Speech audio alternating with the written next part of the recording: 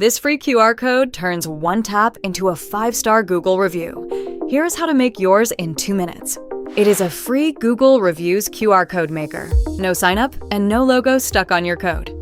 So what is it? A little square barcode. Your customer points their phone camera at it and it opens your Google review page. They tap the stars and leave a review. Step 1. Type your business name and pick it from the list. The tool finds your real Google listing for you. Check it is the right business. The tool instantly creates your QR code, plus a short review link you can text or email. Step 2. Pick a ready-made design.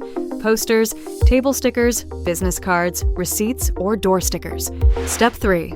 Pop in your email. That is where your finished QR code is sent. And done. Your QR code is ready. Download it here or grab it from your inbox. No watermark, ever. Here's the finished poster. Print it, and anyone can scan it to leave you a review in seconds. Put it anywhere customers are happy. On the counter, on receipts, on tables, or on your front door. Perfect for shops, restaurants, plumbers, and electricians, and brands with lots of locations. And the best part? The more fresh reviews you collect, the higher Google ranks you on the map.